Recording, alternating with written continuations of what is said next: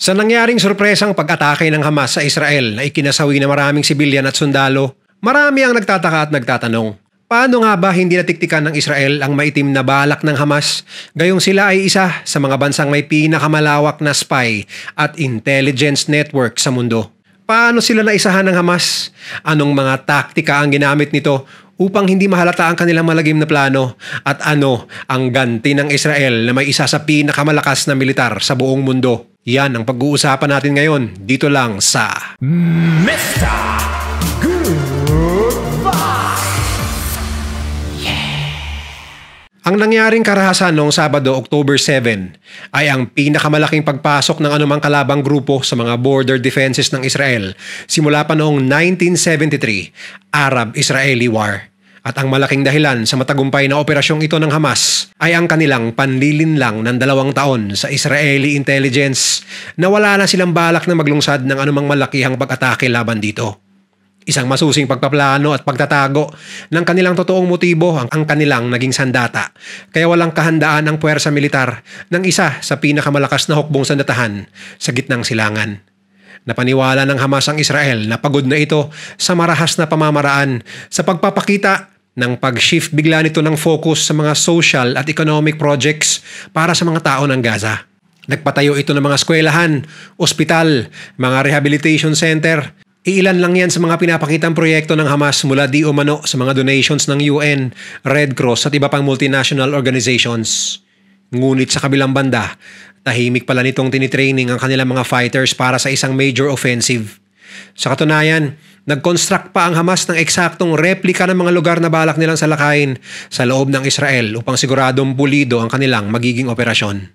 Bukod dito, pasekreto di umano itong nag-i-smuggle ng mga armas at kagamitan mula sa border ng Egypt na hindi kontrolado ng Israel gamit ng mga underground tunnels na umaabot ng ilang kilometro papasok ng Gaza. Tahimik din umano itong nagtayo ng assembly factory ng mga missiles sa gitna ng Gaza at ito nga ang kanilang ginamit upang paulanan ng Israel ng mga pampasabog. Dagdag pa rito, kaya lalong naging kumbinsido ang Israel na gusto na lang ng katahimikan ng Hamas ay dahil simula pa noong 2021, wala itong ginawang violenteng pagkilos kahit na ang kalyado nitong grupo na Hezbollah sa Lebanon at Islamic Jihad na nakabase rin sa Gaza ay panayang paulan ng rockets papasok ng Israel.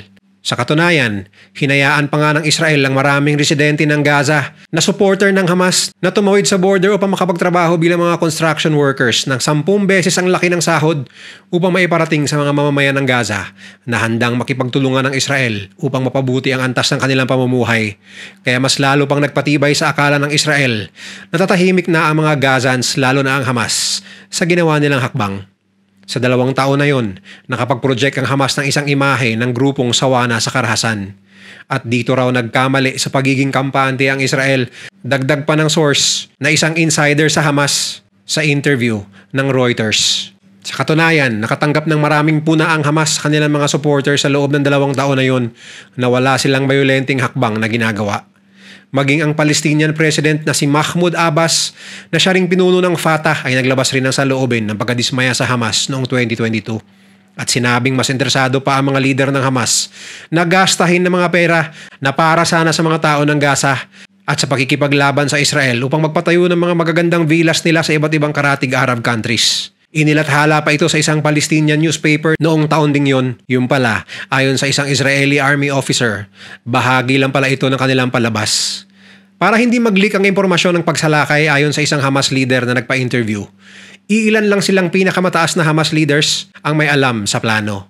Maging ang mga opisyal nila na in charge sa pagtitraining ng halos 2,000 fighters na ide-deploy sa assault ay hindi sinabihan sa pakay ng kanilang lubos na pagsasanay. Sa araw ng operasyon, dagdag pa ng di nagpakilalang Hamas leader, ang unang stage ng plano ay ang pagpapaulan ng rockets mula Gaza, sabay ang paglipad ng mga Hamas commandos gamit ang paragliders. Paglabag ng naunang grupo, mabilis nilang isi-secure ang perimeter at ang second wave ng mga elite commandos ay papasabugin ng mga border fences sa 6 na iba't ibang lugar gamit ang mga motor at 4-wheel drive na sasakyan. Sila ay sabay-sabay na papasok sa mga kabahayan, kampo at mga checkpoints na malapit sa border. At dito ay naisahan daw ng Hamas ang Israel sa pamamagitan ng isang old school pero epektibong taktika ng panlilinlang at pananahimik na mahabang panahon ayon sa isang source na malapit sa Hamas. 50 years ago pa ang ganito kalaking sorpresang pag-atake ng kalaban sa loob ng Israel na ginawa ng Egypt at Syria sa tinaguriang Yom Kippur Arab-Israeli War. Inamin ng Israel na wala silang alam at nasorpresa sa naturang pag-atake na tumaon pa sa Jewish Sabbath na isang linggong religious holiday sa mga Jews. Matapos ang pagpaulan ng halos 5,000 rockets bandang 6:30 ng umaga noong Sabado, October 7, halos 2,000 Hamas members ang gumamit ng pampasabog at mga bulldozers upang makapasok sa loob ng teritoryo ng Israel. Agad nilang sinugod ang isang border police station at niratrat ang ibang tulog pa ng mga border guards at sundalo. Pinasok naman ng mga nakamotor na militante ang mga villages na malapit sa border at walang awang pinatay ang 700 katao, mapabata man o matanda. Tapos binitbit ng ibang residente at dinala pabalik ng Gaza. Ayon sa report, ginam ng mga militante ang communication system ng military outpost malapit sa border kaya hindi agad ito nakatawag ng reinforcements. Tanging mga pulis lamang ang namataang nakikipagpalitan ng putok sa mga miyembro ng Hamas. Ngunit sila ay outnumbered kaya marami sa kanila ay napatay at nabihag ng grupo. Ayon kay Israeli Defense Force spokesperson Major Nir Dinar, ito daw ang bersyon nila ng 9/11. Talagang nadali kami sa surprise attack na ito ng kalaban na simultaneous na ginawa sa iba't ibang entry point sa border, ayon sa kanya. Nakapasok rin ang kalaban sa pamamagitan ng pagdaan sa dagat malapit sa seaside communities ng Zikim at Karmia. Ayon kay Hamas Representative Osama Hamdan sa panayam ng Reuters, ang pag-atake ay patunay lamang na kayang makamit ng mga Palestinians at Hamas ang kanilang mga plano sa kabila ng lakas ng militar ng Israel. Noong umaga ng October 7, 6 a.m., abala pa sa pagsasayaw ang mga kabataan na dumalo sa Supernova Music Festival sa Re'im, isang rural area na malapit din sa Gaza Strip sa southern part ng Israel bilang selebrasyon ng isang linggong Jewish holiday na Sukkot. Ngunit lingid sa kanilang kaalaman, isang panganib na pala ang paparating sa kanila.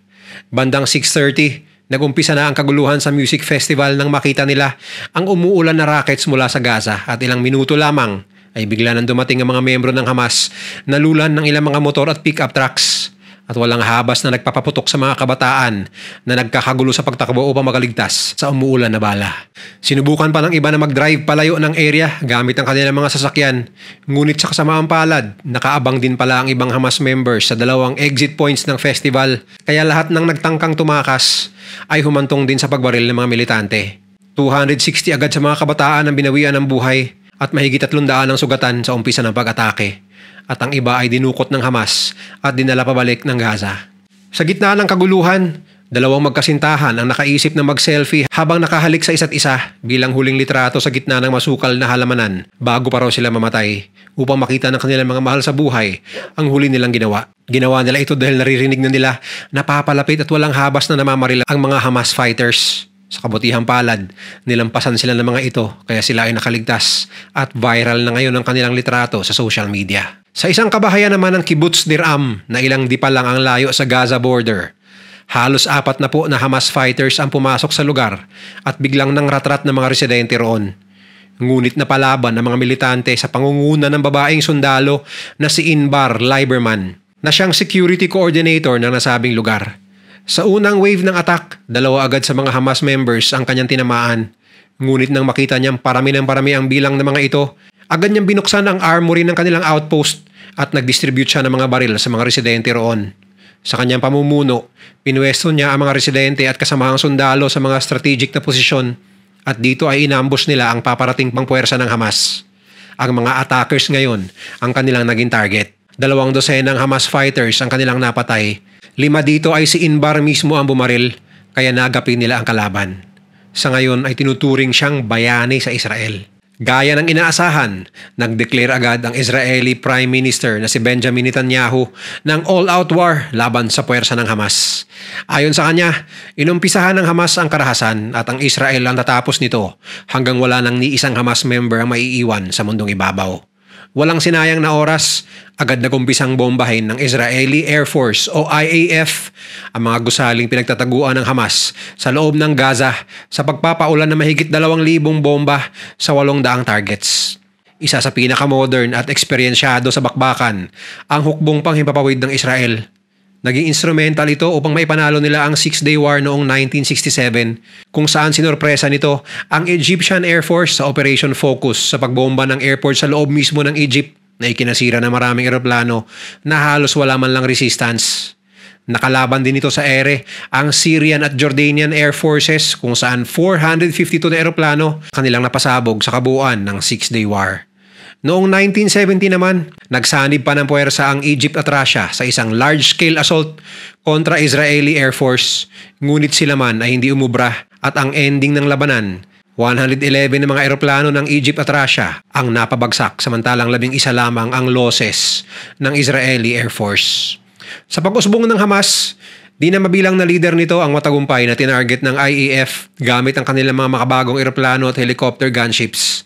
Kasama na rito ang founding leaders ng Hamas na sina Sheikh Ahmed Yassin at Abdelaziz Al-Rantisi na pinaulanan nila ng Hellfire missiles noong 2004. Sa unang araw pa lang ng pag-resback ng Israel, tinatayang 1,329 na katao na ang naging biktima ng kanilang counter-offensive. Ang masaklap nga lang, damay dito ang mga sibilyan, mapabata man o matanda. Bukod sa mga airstrikes, pinutol rin nila ang sources ng kuryente, tubig, at maging pagkain sa halos 2 milyong tao sa loob ng Gaza na umani ng batikos sa international community. Ngunit ayon sa Israel, wala daw silang choice dahil ginagamit ng Hamas na human shield ang mga residente ng Gaza. Nagpahayag ang Hamas na papatayin nila ang isang Israeli hostage sa bawat bomba na ilalaglag sa loob ng Gaza. Ngunit tila hindi natitinag ang Israeli Defense Force o IDF sa bantang ito. Agad silang nagpadala ng reinforcements upang tugisin ang mga Hamas militants na nanatili pa rin sa teritoryo nila at nagtatago sa mga kabahayan sa loob ng mga villages na malapit sa border. Kasabay nito ay ang dating ng daang-daang mga tangke, libu-libong mga personnel at mga kagamitan sa Gaza border para sa malawakang ground offensive na ayon kay Prime Minister Netanyahu ay kailangan gawin upang iparating sa Hamas na nagkamali sila ng desisyong maghasik ng lagim. Ayon sa datos ng IISS o International Institute for Strategic Studies nitong 2023, merong 169,500 active military personnel ang IDF at 465,000 naman ang kanilang reserve forces na nagumpisa ng nagsidatingan galing sa iba't ibang bansa. Ayon sa isang 19-year-old na US student sa panayam sa kanya bago lumipad patungong Israel, obligasyon raw nilang ipagtanggol ang kanilang motherland sa oras na may banta ito ng kalaban. Dito mo makikita ang kagustuhan ng mga Hudyo na wag nang maulit ang nangyari sa Holocaust kung saan milyon-milyon sa kanila ang pinaslang na wala man lang laban. Kaya ganoon na lang ang sagot ng tawag ng mga Jews na ipaglaban ng Israel. Upang maiwasan na maraming madamay na sibilyan, nagpaula ng leaflets ang IDF sa loob mismo ng Gaza na mag-alsabalutan na sa loob ng 24 oras ang mga tao papunta sa timog na bahagi ng syudad kung ayaw nilang madamay sa gagawing ground offensive na ayon sa Defense Secretary ng IDF ay magiging katapusan ng Hamas. Ngunit ayon sa UN, ang pagpapaalis ng mahigit 1 milyong katao ay hindi raw makatarungan at siguradong mauuwi sa isang malaking catastrophe. Sinubukan nilang kausapin ang Israel tungkol dito, ngunit hindi na raw magbabago ang desisyon ni Prime Minister Benjamin Netanyahu dahil karapatan nilang ipaghigante ang tinuturing nilang terrorist attack sa State of Israel. October 14, inumpisahan ng gumawa ng raid ng Israeli forces sa Gaza Strip na ayon kay Netanyahu ay umpisa pa lamang ng bagsik ng kanilang puwersa. Hinalughog nila ang mga pinaniniwalaang kuta ng kalaban at pinasabog ang mga underground tunnels sa gitna ng kabahayan malapit sa border. Kasabay nito ay ang paghimok ng Hamas sa lahat ng Palestinian sa West Bank at sa Gaza na mag-aklas maging ang kanilang mga kaalyadong Hezbollah sa Lebanon at iba pang militante sa Syria ay inudyok rin nilang umpisahan na rin ang opensiba. Bagamat mariing dinidinay ng Iran na sila ang bansang nag-udyok sa Hamas na sumalakay noong October 7, nagbigay ng pahayag ang foreign minister nito na hindi sila nagsasara ng pintong makisali sa gera depende sa aksyon ng Israel sa Gaza. Ito naman ang sinasabing dahilan ng Estados Unidos sa agad nilang pagpapadala ng malakas na puwersa sa Eastern Mediterranean upang ipaalam sa Iran na huwag silang magkamaling makisali sa gera at alam na nila ang kanilang kakaharapin. Kasama sa pinadala ng US ay ang USS Gerald Ford na siyang pinaka-advanced aircraft carrier ng US Navy. Lulan ang pinakabagong squadron ng fighter jets. Iniskortan ito ng isang missile cruiser na USS Normandy at 4 na destroyers.